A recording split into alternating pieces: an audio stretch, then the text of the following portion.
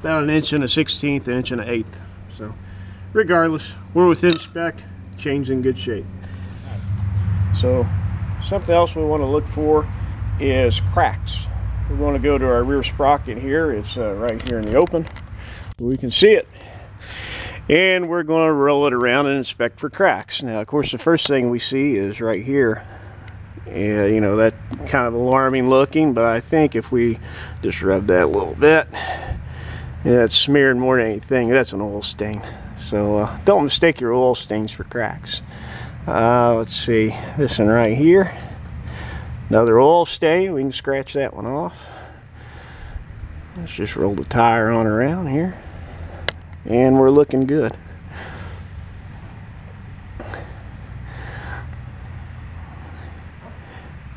Yeah, we got all the way around and we are good. There are no cracks in the sprocket.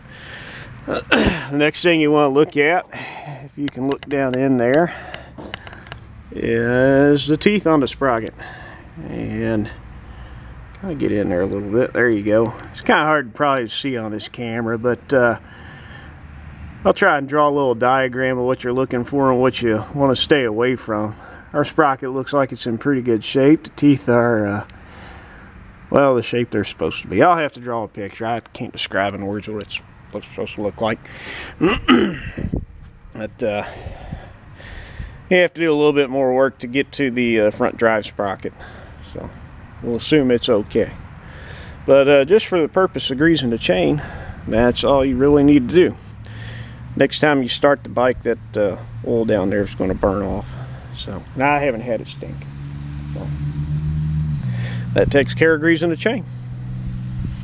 Alright, we got the chain lubed up, and the next thing we're going to do is put in a fuel stabilizer. Gasoline over time will kind of turn into a varnish, I guess, and it can clog some stuff up. So now if you watched my previous video, you would have already put in a fuel injection cleaner or carburetor cleaner depending on your bike. I ran it until my low fuel light came on. I don't want to run out of gas on the road. That's what sucked. So as soon as that came on, I went and got fresh gas, topped it off. We got 3.5 gallons of fresh gas in here. So we take our fuel stabilizer, we look at the instructions on the back, and this particular one says use 1 ounce for every 2.5 gallons of gas. We got 3.5 gallons, so that ought to be about, you know, carry the one, well, a little bit more than an ounce. So we'll go about 1.25 ounces or something. But here in a second, we'll open up our lid. But the first thing we want to do is measure it out.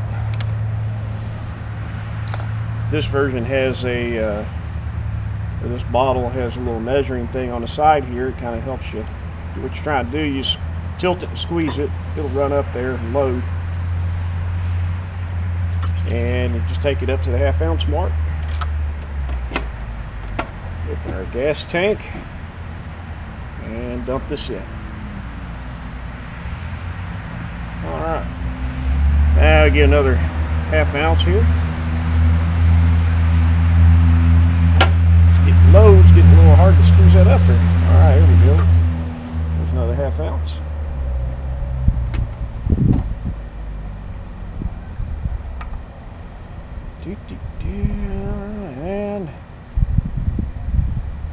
And throw a little bit more than 1/4 ounce, you know, for that extra gallon.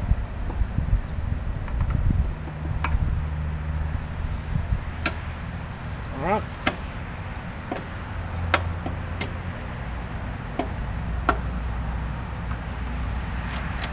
All right. Now we got our fuel stabilizer in there.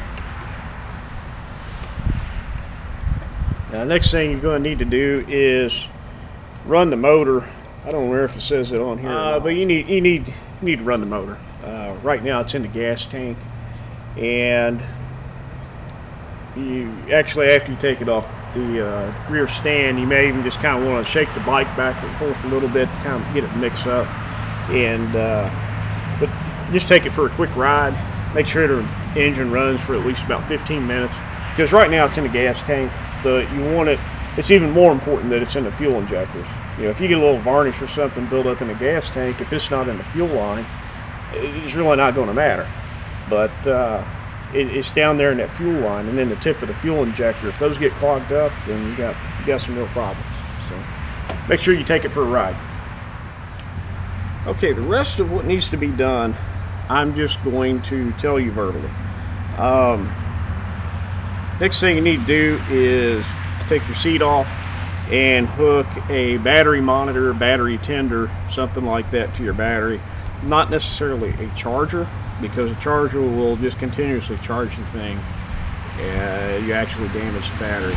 But like my insurance policy, it has a seasonal cancellation. I can't ride on December, January, or February. So those 3 months this bike will be down, and then it picks back up in March. So at least 3 months this bike will not be ridden.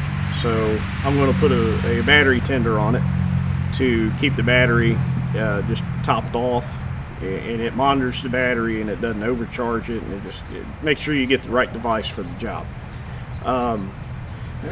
If you have a maintenance-free battery, you can get away with not doing that. If you want to go out and just start the thing in the driveway about once a month, you're still not doing anything good. I still got to recommend getting the device to just do the job for you. If you have a acid battery that you have to fill, the old style that you have to fill the acids in it and everything, I think a dry cell, I think is what it's called. If you have one of those batteries, you will not get away with this. If you do not hook that device up to this to monitor your battery and keep it topped off, you're going to get yourself jammed up. You may get away with it one winter, you won't get away with it the second time. And I guarantee next summer you're going to notice a difference in how the bike starts. Just if you're one of those poor souls that still doesn't have a maintenance-free battery. But anyway, make sure you do that. After that, you should put the bike on the stands. Just figure out where you're going to put it in your garage and bring the bike up on stands. That's going to keep the tires, the rubber from being on the ground. And then you can actually, when the bike sits like that with weight on one spot on the tire and it never spins, you know, over a few months, you can actually get kind of a dent there in the tire. There's a technical term for that, and I don't know what it is. But what it will cause is vibration when you're going down the road. So try to avoid that. But that's the last stuff you need to do, and your bike is winterized. So I'm going to get mine off the bike stand, put it in the garage, and just going to take a nap for the season. But comment below and let me know what you think. But that concludes winterizing, and thanks for watching. I'll see you on the next one.